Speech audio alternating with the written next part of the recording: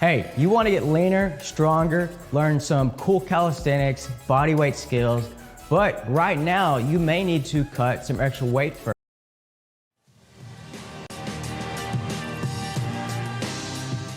During a press briefing about the Maui wildfires recovery effort, President Biden once again recounted a story about his 2004 house fire. I didn't know anything like that, but lightning struck my house. We had to be out of that house for about 7 months while it was repaired because so much damage was done to the house and half the house almost collapsed. While visiting the FEMA headquarters yesterday to thank emergency personnel who helped in the response to the Maui wildfires and Florida, Biden announced he will travel to Florida tomorrow morning, days after Hurricane Idalia hit western Florida. However, the visit may do little to take attention away from the federal government's Maui response. Here's a scene from the White House press briefing room earlier this week.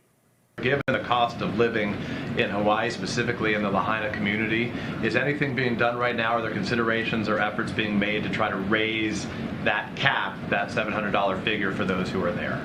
Yeah, the $700 figure of critical needs assistance is really just that amount of funding for some of the very immediate needs that individuals have. Every year, the main part of our assistance, which is our individual and household program, adjusts annually based on inflation. This year, it's $41,000 of a cap that individuals can get. That will get raised after the fiscal year. I don't know what that number is yet, but we do adjust that main portion of the funding that goes to individuals annually based on inflation. Later, Press Secretary Karine Jean-Pierre again faced another grilling by Ducey. Okay, and it seems like the hurricane response so far is robust.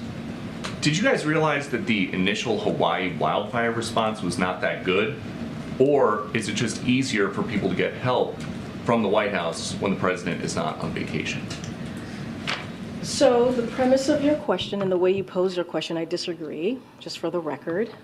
So if you were to do your reporting and speak to the governor of Hawaii, the senators of Hawaii, the folks on the ground, they would say that the president reacted in record time when it came to dealing with the wildfires, when it came to dealing and making sure that they got everything that they need on the federal level to deal with what was going on the ground. Let's not forget there were more than 600 federal employees on the ground already to assist with the wildfires in Maui. So your question is wrong, it's flawed in many, many ways. Yeah, so Ducey always asks tough questions. I don't know that I necessarily disagree with him putting pressure on the White House for doing more for the folks in Maui. I will say I understand it's the governor's job to request the federal aid, and I think the governor did a really bad job in Hawaii in asking for the aid. Josh Green should have been a little bit more proactive. The folks responsible for sounding the alarm should have been more proactive. We know they stepped down. But I also think the Biden administration, it's a cop-out for them to say we've maxed out the amount of aid we can give with that $700. We know there are many sources for federal aid, especially in the case of emergencies. For example, you can get millions of dollars from HUD. In fact, it was just about 30% of the recovery funds and response funds for Sandy that came from FEMA. So it's just such a cop-out to say we've given the max we can give right now with that $700. They can call on Congress to authorize more aid to Hawaii. There's a lot of things they can do. And so while the question didn't take into consideration the whole picture, when you still take into consideration the whole picture, the Biden admin could be doing a lot more to help with the recovery and rebuilding of Hawaii. I think it's a cop-out, too, to say, oh, well, go talk to the governor, go talk to the senators who, again, were partially responsible for the horrible response to this. Of course, they're not going to turn around and criticize President Joe Biden, but there have been tons of reporters in Maui who are actually speaking to people on the ground, actual citizens there, and they're not happy with how the government has been treating them. And even just outside of the federal official response in terms of the emergency response, Joe Biden, when he was first asked about this wildfire, was vacationing on a beach in Rehoboth and said he gave a flippant no comment, like he didn't even care to offer sympathy to the people who had lost everything, including their lives. Then on his way to Hawaii, he decided to make a stopover at a billionaire's house in Lake Tahoe, where the White House insists that he's paying market rent, which I'm sure nobody believes. It's a house of Democrat billionaire donor Tom Steyer, who previously ran for president. So he stops there at this huge mansion, then goes over to Maui, kind of bumbles around the island for a day, and then goes right back to his vacation. So it's not even just the amount of money that's given or the amount of aid, but even just the fact that he couldn't muster up a little more sympathy, a little bit more leadership in a time where the American people really needed it. I would like to imagine that the Biden administration is in such dire straits that they needed to stop over at Tom Steyer's house for some messaging advice on how to handle the whole disaster, that they're that desperate, that's why they're at Steyer's house.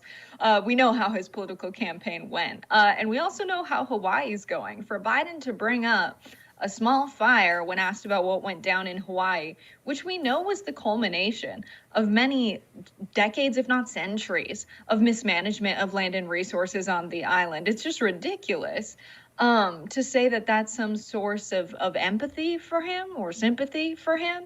It's absurd. There's a lot more the federal government can be doing right now, and I think it's dangerous when we get into a place, and I've seen a lot of Democrats do this, defending Biden, saying to leftists who are calling for more aid that it's a right-wing talking point to say that $700 is not enough, and he did all he could by giving that $700. No, absolutely not. There's a million things more he could be doing. He could have visited earlier. He could have decided, all right, vacation ends here. It turns out there's a disaster in the country that I am the leader of.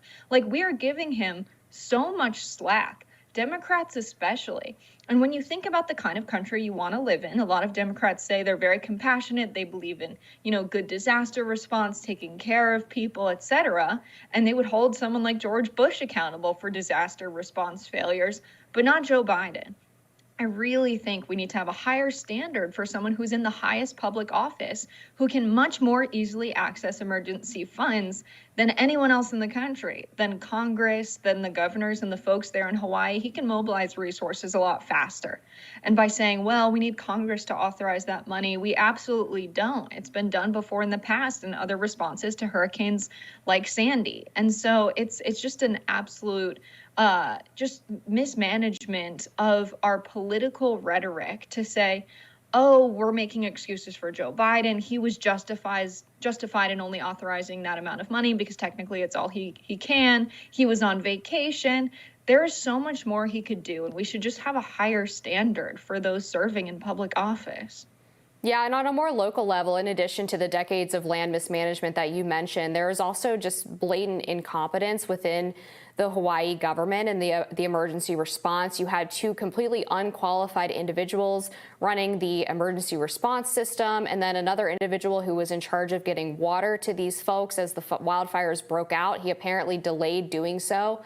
He's previously said that water needs to be equitable, whatever that means. If that means withholding it from people who are in the midst of a wildfire because farmers need it, that seems like a pretty ridiculous explanation. So I think there needs to be some kind of investigation into how these people got appointed, and how I believe the water management expert supposedly is still in his role. The other individual who was in charge of emergency response resigned supposedly for health reasons. So I guess he still gets to collect his pension or whatever as the people of Maui suffer. And then on this question of Biden's house fire that he keeps bringing up in response to this, he's not only displaying this fake sense of empathy, but he's also lying about the circumstances of the fire. It turns out that it was a small kitchen fire that was put out in about 20 minutes, yet he's claimed in various stories throughout the years that firefighters almost died fighting the fire, that he almost lost his wife and his Camaro, and that his house practically burned down. This complete escalation and exaggeration of what actually happened. And this seems to be a common theme for Joe Biden. The media constantly painted him as the so-called empath in chief. They said that he was going to be the nation's therapist. And then he gets in office and he goes and talks to Gold Star families who lost their kids during that suicide bombing in Kabul. And his response to them is to say that he also brought his son, Beau Biden, home in a flag-draped casket, which is an abject lie. His son died of brain cancer years later. Still tragic, obviously, but not at all comparable to what these families went through. Some of the individuals from Afghanistan, from the Kabul airport, who were injured in that suicide blast, also say that the first thing that he said to them was to bring up Beau Biden, as opposed to asking them how they're doing or offering them some assistance. So there's this common theme over and over again where the president tries to make other people's grief and struggles about himself, and it comes across as so tone deaf.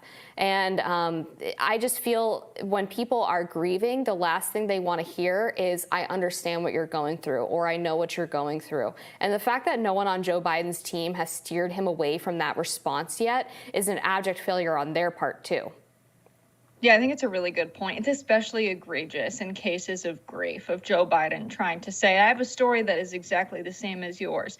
Joe Biden, on a regular basis, tells stories to the American public like a parent telling a fairy tale to their child before they go to sleep. They come up with new details, new embellishments based on the reaction of their child. Joe Biden does the same thing when he's giving a speech in the U.S. If he's getting a bigger reaction, he's going to keep embellishing the story. It's absolutely absurd. I think in the case of Hawaii and the fires, we're left in a worse scenario because of the lack of messaging and response from the Biden administration. There is a very popular conspiracy theory on the internet that the wealthy folks who have bought a lot of property on Maui have all painted their rooftops blue. And that's something that's very common with people who have homes in tropical climates. But the conspiracy is that they've done this because there are these electromagnetic lasers, and that is actually what caused the fire, and the blue is immune to the lasers. Now, the fact that people are so skeptical of the elites in this country that they will take to this theory, and it's so popular on the internet because it's getting clicks and it's getting traction, because it is believable. Because people are that skeptical of the elites in the United States of America. Now, there's something at the heart of this. Definitely don't believe in this conspiracy theory, but why is it the case that the billionaires in our country are able to buy up property and land on Maui when locals are struggling to just have clean water, right? That's the real problem. Why is the land so dry and so poorly managed that it burns so easily when there is a spark? That is the real conspiracy, and it's because Hawaii, as specifically Maui, has been decimated by corporate farming, the short-term incentives of multinational corporations coming in with these cash crops like sugar, turning Hawaii into a place to pump out these low-cost crops for the local economy so that they can go and make money off of the island overseas. And they've really pushed out the locals. And then the parts of Hawaii that are very beautiful and nice to live on, we have people like Oprah Winfrey having their vacation homes there. That's the real conspiracy. We know who we should be mad at. It's very obvious to me. And so I think moving forward in the case of Hawaii, we have to pay very close attention that we don't repeat history there. And it's not BlackRock going in and buying the land because it's cheap and developing it and selling it for short-term gains over the next 10 to 15 years. We have to make sure that the recovery is relevant to the folks who live on the island. And if we see folks in public office just ignoring what's going on in Hawaii, they're going to end up worse off than they even were before the blaze. This happens a lot in the Midwest, too, where these large corporate agricultural firms are given massive government subsidies to put in these cash crops, and then the government pays them not to farm in the future so that the land can allegedly regrow, but it actually ends up drying out the soil and leading to all kinds of environmental disaster. We'll be back with more Rising after this. What you just said is one of the most insanely idiotic things I have ever heard. Everyone in this room is now dumber for having listened to it.